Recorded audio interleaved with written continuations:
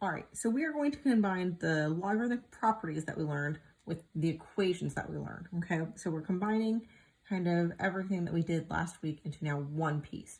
So last week we learned that if I have the same log and I'm adding, that we're going to multiply.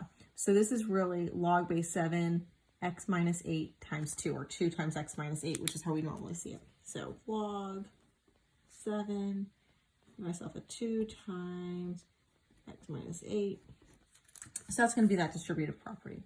Okay, and I'm just going to rewrite this, right? We have, so 2 times x is 2x, and 2 times negative 8 is negative 16. Okay, so that's just kind of simplifying that left-hand side. So now I have that equals log base 7 x minus 1. And this is the second part of what we learned last week, that if I have the same logarithm, then I can just cancel those out and set what's left in those parentheses equal to each other. So I'm going to get 2x minus 16 equals x minus 1. And you guys, back to my favorite, algebra 1, we have to solve this. We're going to group our x's to the left. I'm going to subtract x from both sides. So 2x minus x is 1x minus 16 equals negative 1. We're going to move that 16 to the other side by inverse operation. We're going to add 16. So negative 1 plus 16 is 15. Okay. Same thing over here. I'm going to start with that basic kind of condensing idea, and then I'm going to go to the solving. So this left-hand side, that's a weird kind of plus there. We don't need it. We just have that. So I'm just going to rewrite that. And not that it matters, but again, since there's no base number there, it is a 10. So this side, I see I have addition twice. So I'm going to multiply all of that. So I have, so it would be like x plus 1, that first thing, times 2, the second, times 3, the third, right? So I'm multiplying all of those pieces that are in parentheses. And there's a few ways we can do it. We can multiply 2 times 3 first, which is 6, and then distribute that to x plus 1. We can multiply 2 times x plus 1, and then 3 times that answer. Different ways to get there. But when we multiply, we're going to get 6x plus 6. Okay? And now, again, log, same on both sides. Cancel it out. We're going to set 5x plus 2 equal to 6x plus 6.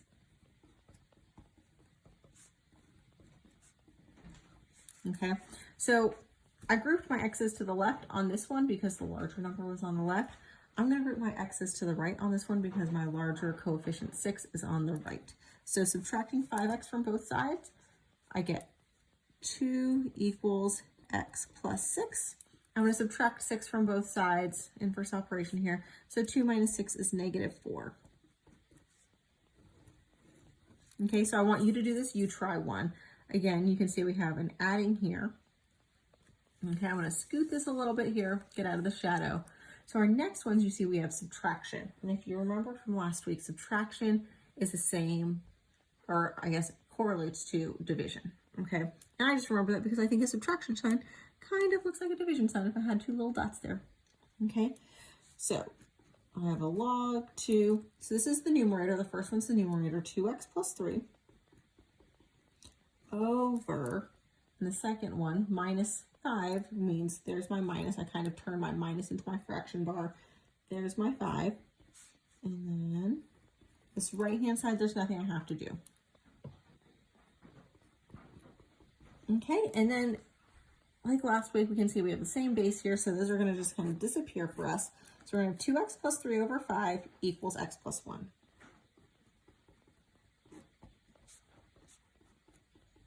And this one's going to take me a few extra steps here. So we're going to undo this division first. We're going to multiply this side by 5, and I'm going to have to distribute that.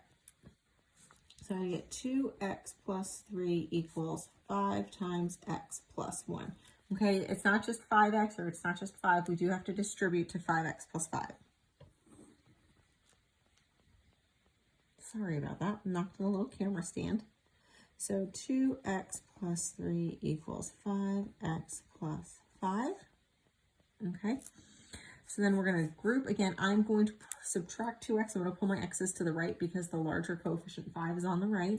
So I'm going to subtract 2x. So I'm going to 3 equals 3x plus 5. I'm going to subtract 5 from both sides.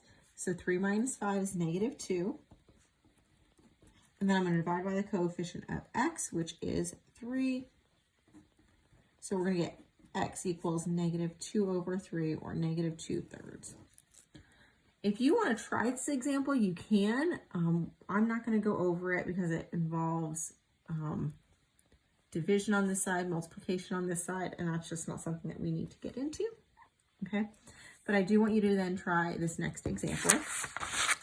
And then this last one is maybe going to be the most difficult, okay? Because it's taking, again, properties that we learned last week, but that aren't as intuitive, okay? So here we can see I'm adding. Okay, so I'm just going to multiply. So, log 3, 2x minus 1 times 4. And I'm just going to ignore that right-hand side for right now. I'm just going to keep working this left side out. I'm going to distribute that 4. So 4 times 2x, 4 times negative 1.